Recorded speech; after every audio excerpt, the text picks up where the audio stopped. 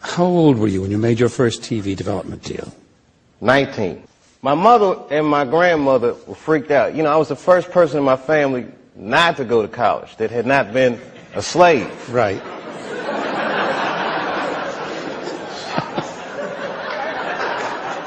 So I was really breaking from tradition, and it was like a graduation lunch we were having, and they had my dad come and talk to me, and my dad takes me outside, and he's like, listen, and this is some advice that applies to all you acting students. He says, to be an actor is a lonely life. Everybody wants to make it, and you might not make it. And I said to my dad, well, that depends on what making it is, Dad. He was a smart-ass kid. Yeah. It depends on what making it is, Dad. He says, what do you mean? I said, well, you're a teacher. I said, if I could make a teacher salary doing comedy, I think that's better than being a teacher. And he started laughing. He said, if you keep that attitude, I think you should go. He said, but name your price in the beginning. If it ever gets more expensive than the price you name, get out of there. Mm-hmm. Thus, Africa.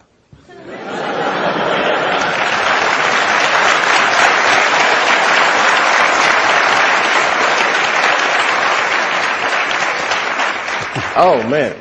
Yeah, you guys are going to learn a lot tonight. What can they learn? You know, like you guys are students now, so you're idealists, but you don't know about where art and corporate interests meet yet. Just prepare to have your heart broken. Like, in a way. You see him laughing, that evil laugh?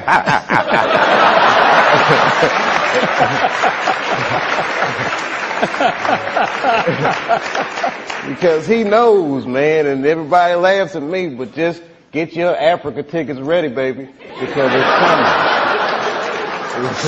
It's coming. You have no idea.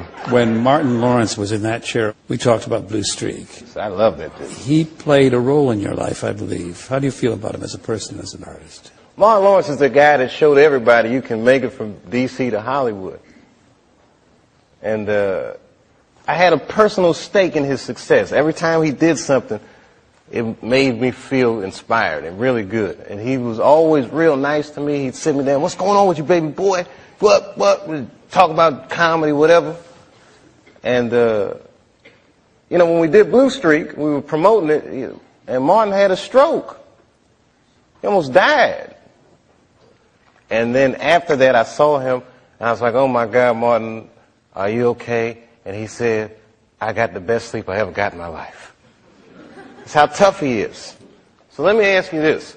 What is happening in Hollywood that a guy that tough will be on the street waving a gun, screaming, they are trying to kill me?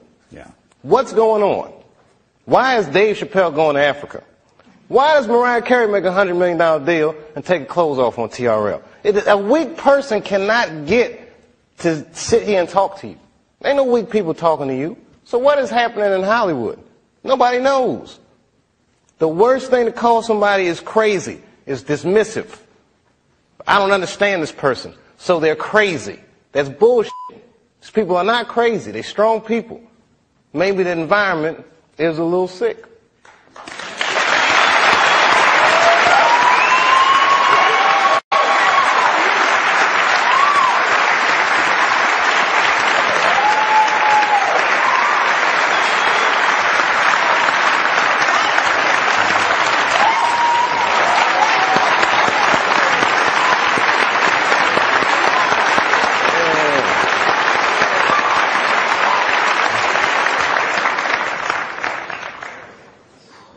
Oh, I'm dropping dimes tonight.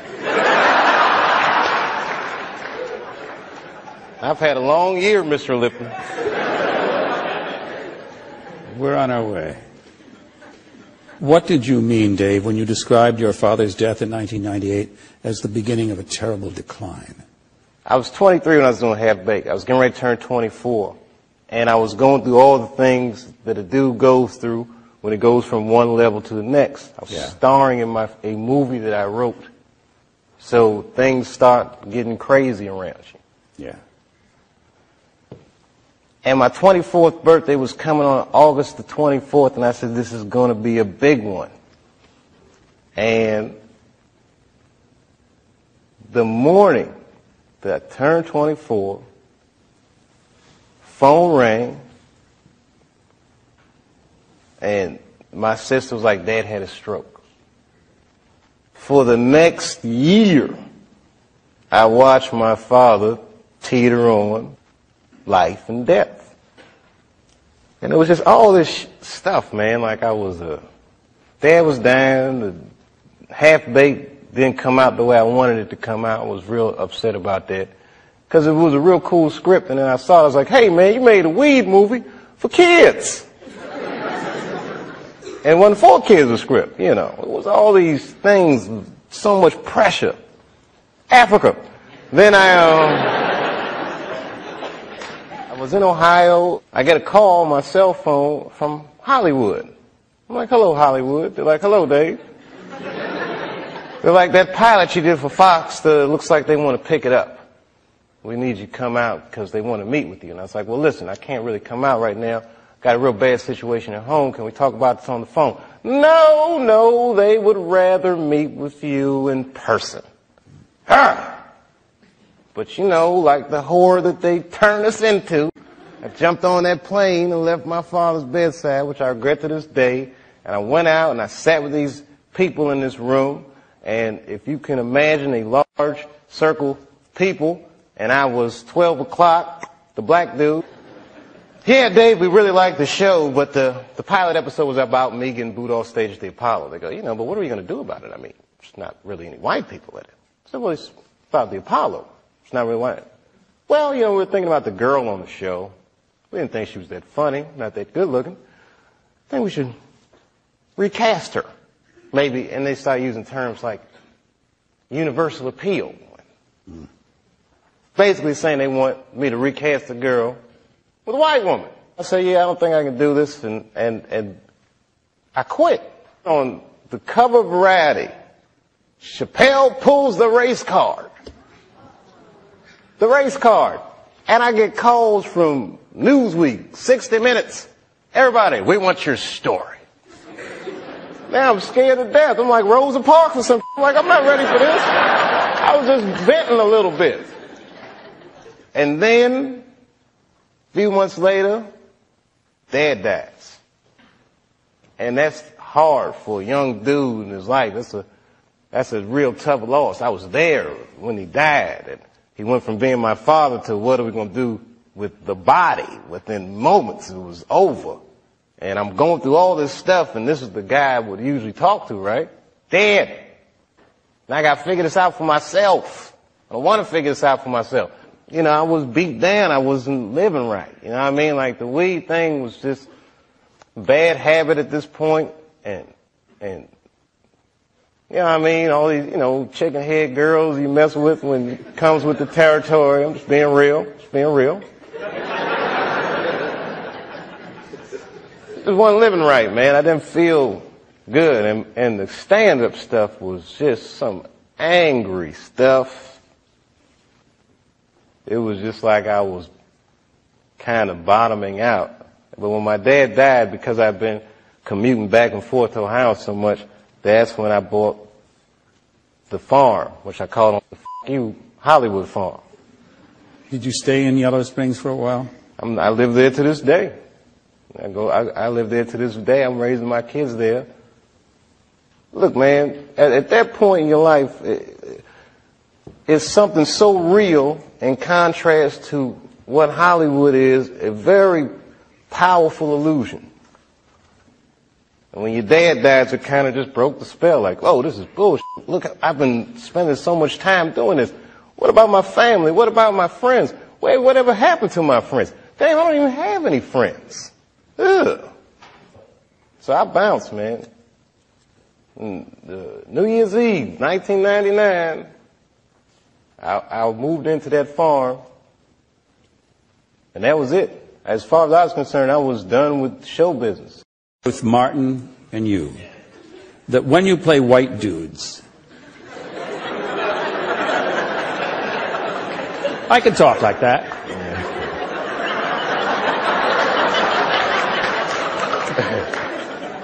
Now, don't make fun of me.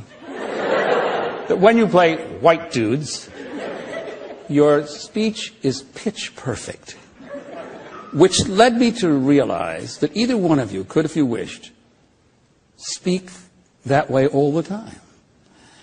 In other words, is it a matter of choice? Every black American is bilingual. All of them. We speak street vernacular and we speak job interview. There's a certain way I gotta speak to have access. If I'm sitting across the table from a studio exec, you know, sometimes they'll do it to me. Say, my man, what's happening? I'm so, hold up, no. And I gotta throw out them big words. I gotta let them know that my parents are probably smarter than your parents. Yeah. And much better educated. They're much better educated than your parents, but they may not have had the access that your parents have. But this is show business. I can climb that socio-economic ladder just off the merit of my skills. I can talk that shit. It's a God-given gift. So, you know, yeah, I speak in street vernacular because when I'm talking to an audience of people, I feel comfortable. It's like an extension. Really, crowds are like my friends. It's the most consistent part of my life since I was 14. But in certain situations, you know, I gotta use that job interview. Well, I don't like that deal. Can you see a time in your life ever when you won't be doing stand-up? This past year, I did the least stand-up I've done since I started. 'Cause I was freaked out, man, with the fame thing and being called crazy and drug addict and all these things. Scared me. You know, being treated that way. Like I'm not a person anymore.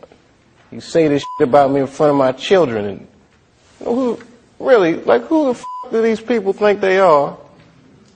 And they don't know what happened. You know, I have not spoken about what would make a person walk off the set of a successful show and go to Africa. But again, people don't understand it, so they call me crazy, and I don't like that. What should they understand, Dave? What should they understand? Well, I did 2 seasons, and it was very easy. Not very easy, but I didn't go to Africa. And then suddenly when I'm getting paid what they said was $50 million, I can't do it anymore.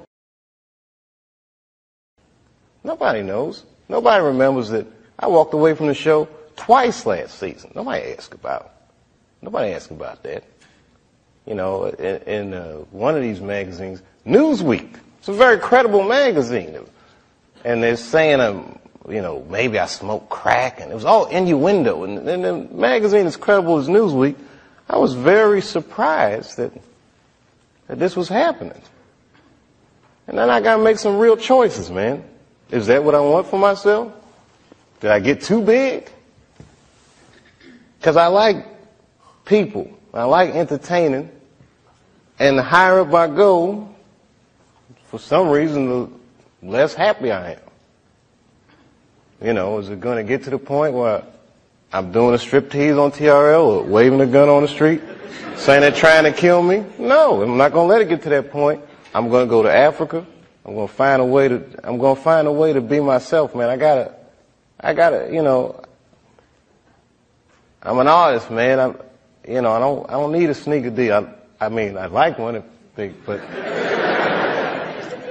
that's not the need that makes you guys go to school. You're not in this school right now because you want a sneaker deal. It'd be nice, but that's not why you're here, right? You're not here because, you know, you'd like to be in the movies, but to act or to entertain it's a need that maybe a lot of your friends don't even understand. But you got that need and you have your dreams.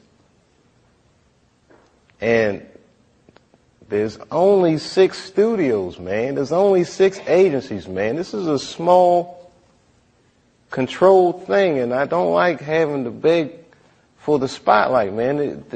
You know, the machine is good for us, and we good for the machine, and it should be Should be fair, man. Should be fair.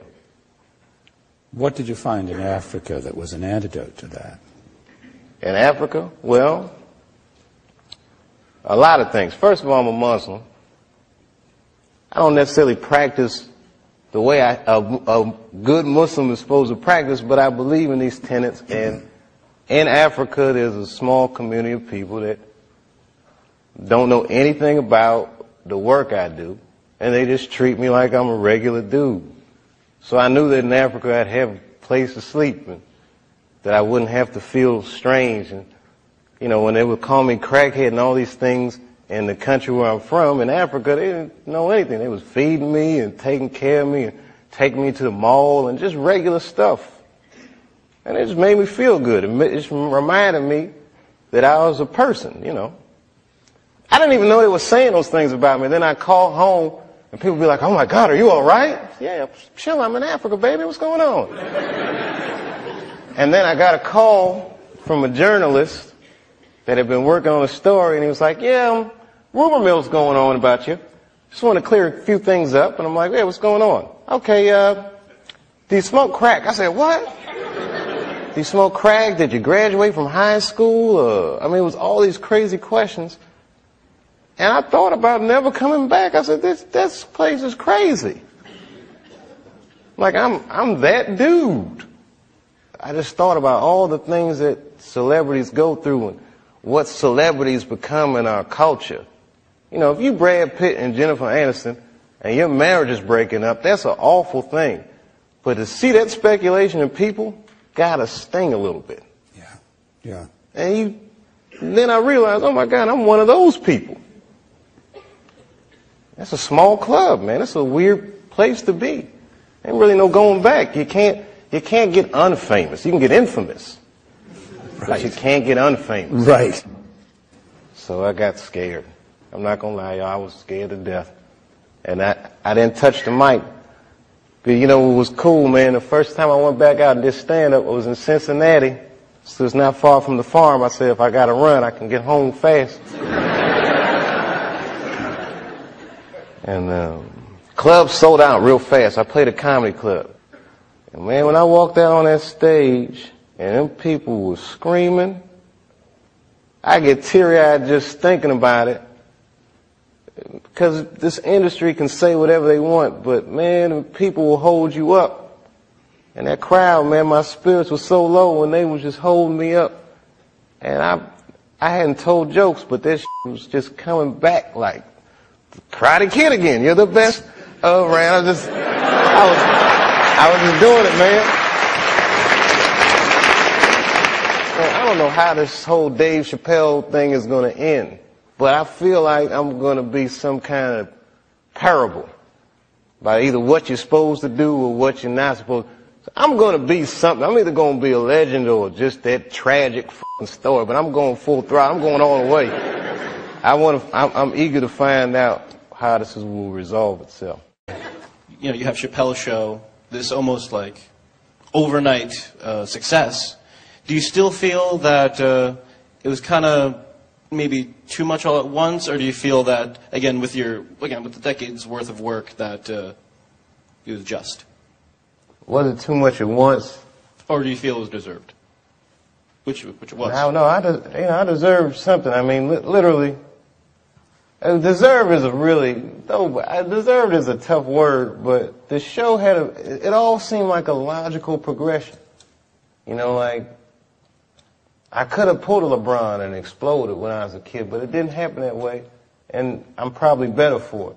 Like, had I got that kind of, I'm 32 and I went to Africa, so I can only imagine what would happen if I was like 19 and had Chapelle Show. Or if I could even handle it. It's a tremendous responsibility having a show like that. But everything's going fine, I think, till season 3. I mean, and it wasn't the fame that got to me. I love people. I like people saying that they like what I do, and you know, there's just a whole, you know, it's like an economic threshold you cross, man. You know, they had thrown out numbers like $50 million. You put that in the paper next to your name, then that guy's going to have some serious problems in his personal life. There's no question. You know, I like to live a more open life. I don't like to have to protect myself from people. I don't want my life to become about enforcing boundaries. You know, but that's what happens when you become successful. Your humanity diminishes and you become something else to people. You ever see the cartoons where they're hungry and he looks over his buddy and his buddy look like a chicken dinner? That's kind of like, it's kind of like that. I think that America needs an honest discourse with itself. It's like the greatest country in the world by default. You know what I mean? But we could actually be the greatest country that ever existed if we were just honest about who we are and what we are and where we want to go, and if we learn how to have that discourse. Things like racism are institutionalized. It's systemic. You might not know any bigots. You feel like, well, I don't hate black people, so I'm not a racist. But you benefit from racism just by the merit of the color of your skin. There's opportunities that you have. You're privileged in ways that you may not even realize because you haven't been deprived in certain ways. We need to talk about these things in order for them to change. I do the show. I walk down the street. Black people like it. White people, the generations, it doesn't matter because it needs to be talked about. It's like the elephant in the living room that nobody says anything about. So when the Bigsby thing came out, there was a lady from Texas that called Comedy Central, I mean, damn near 100 times. She was furious with me. I wasn't mad at her for being mad at me. It's like, okay, that's good, you know. Not good that she's mad at me, but she's entitled to her opinion. And maybe she's right. I don't know. I just thought it was funny. That's what I did. I'm a comedian, man. That's how I look at the world, and that's what I'm spitting out. So I don't judge people or not like people for thinking. People that I love tell me I go too far sometimes. Maybe I went too far, but I did it.